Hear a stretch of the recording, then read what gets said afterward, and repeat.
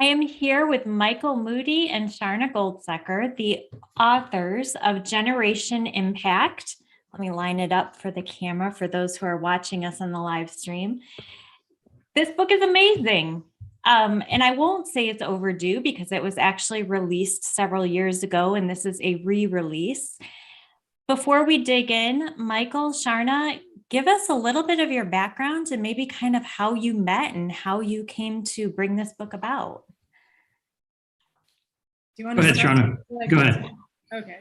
So thanks so much for having us, Katie. We appreciate it. And thanks to all of you who are watching or listening.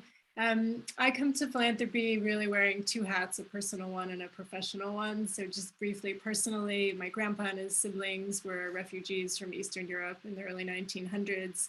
My grandpa left home at 14, went through 4 different countries, learned 4 different languages, and arrived in the United States.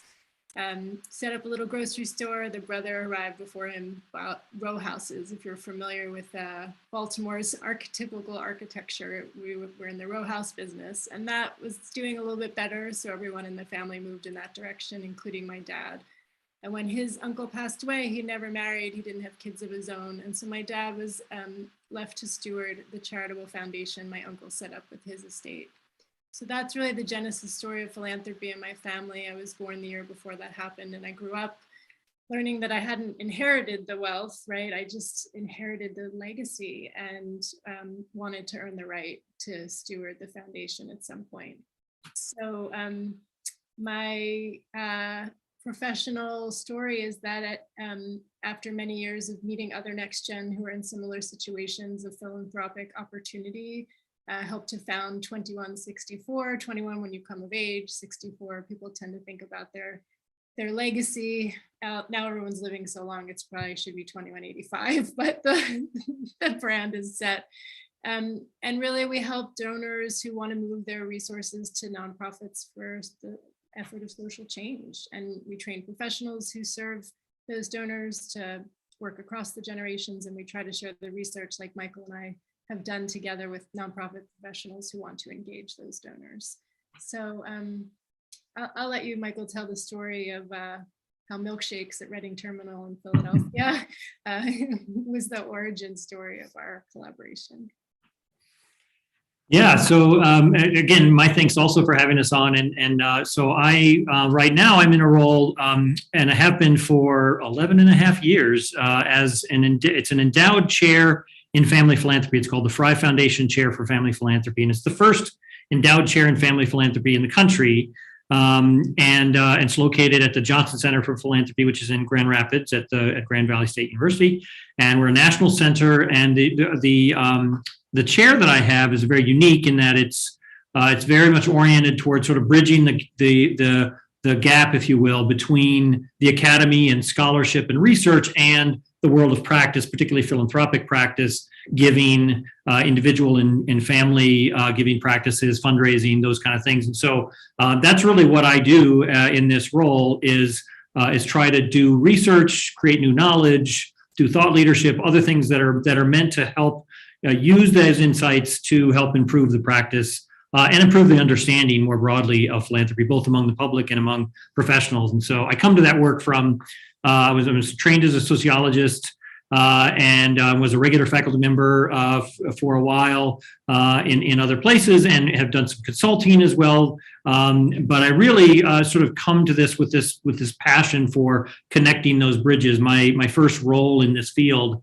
was as a very junior kind of research associate pre-graduate school at what's now the Lilly Family School of Philanthropy. At the time, it was the Indiana University Center on Philanthropy. I was the 5th employee of the center way back when in 1989, and had a mentor there named Bob Payton, who was the sort of founding executive director of the school. And he really put me on this path of doing what I do today, which is trying to connect these two worlds and really just generally improve the practice and the understanding of philanthropy through research and thought leadership. So that's how I came to where I am today. And I can say that when I first took this role in summer of 2010, I had known Sharna a little bit, but we both found ourselves thinking about the same thing at the same time around 2010, 2011.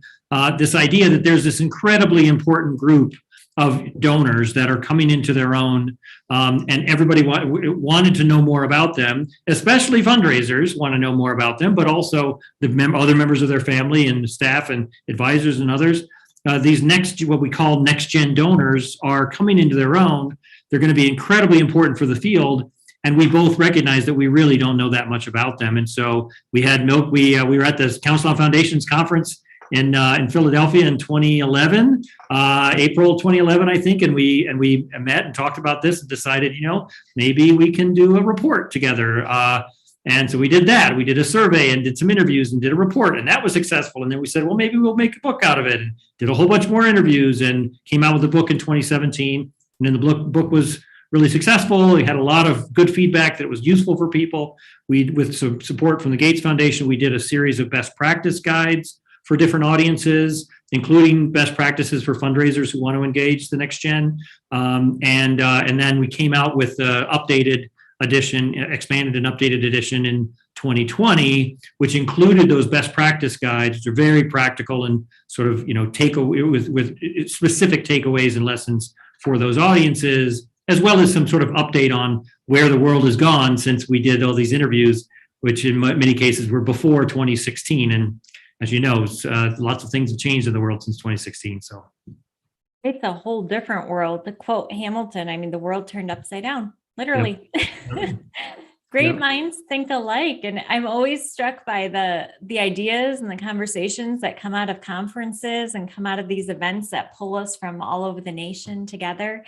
It's funny, Michael, a colleague of yours, a next gen colleague of yours, and I met at an event recently and started talking about making Monopoly or catchphrase for nonprofit professionals. So who knows? Yeah. We'll see. We'll see what comes of that. That's an amazing backstory on both sides, and how incredible that you two were able to sync up and bring this very needed knowledge to the market. And I don't even want to call it knowledge. It really is research-based. It's powerful material. So there's a lot in the book about peer networking, peer pressure, social influence, social capital. Is that really the language of this next generation? Well, we heard that next gen donors want to use all the resources at their disposal to make an impact. The book is called Generation Impact. It is their primary driver in how they want to do their philanthropy, and they'll take all kinds of risks and go all in with their resources to make a difference. So when we're looking at that age-old maxim of time, talent, and treasure, Michael and I wanted to add the fourth T of ties to that maxim when we wrote in Generation Impact about how next-gen donors were going all in, right? So many of us experience that we can't get next-gen donors to the table. They're so busy in their lives, having their careers and families of their own, but we've found that they care more about values than valuables, and they do make the time to go deeply, to go all in on a couple of important causes or organizations. They may not join everything, they may not come to all the events or join all your committee meetings or respond to all your asks, but they'll pick a couple of things they want to prioritize and focus and go all in. And ties in particular, because they're so oriented horizontally, think about it, anytime they want to look at a restaurant, they look at Yelp comments, or they want to buy a product off of Amazon, they're looking at reviews from their peers. And so similarly with philanthropy, we heard from our research that they seek inspirational peer pressure, is what we call it. They look for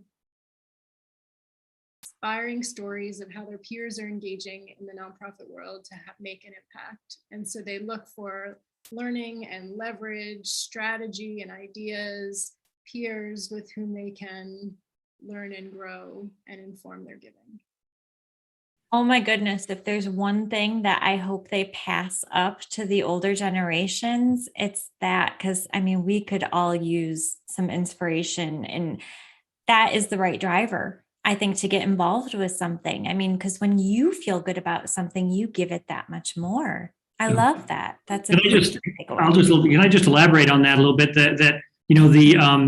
We don't want to say that previous generations don't have peer connections that matter a great deal to them, right? I mean, fundraisers, for example, have always known that this is one of your greatest assets is who's on your board, who are your big donors that are your champions of your, have them talk to their friends that they know, and they'll say, you give to my organization, I'll give to your organization. That's how it works. That's how fundraising has always worked.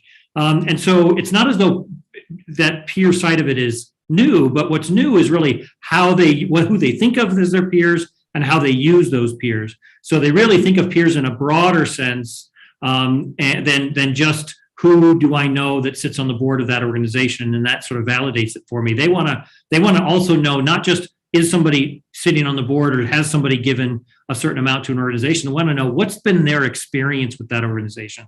Can that peer, even if they're not maybe my close peer of mine, but where they're a close friend, but I know who they are and I know that they're interested in similar things to me, and they describe this authentic, deep experience that they have with an organization. For the next gen, that's the best selling point. That it's better really than any selling point can come from the organization itself as a kind of an appeal or a solicitation. If that's a story from another peer about their genuine, authentic experience, that's what validates the organization in the biggest way for the next gen. And I think that's somewhat new.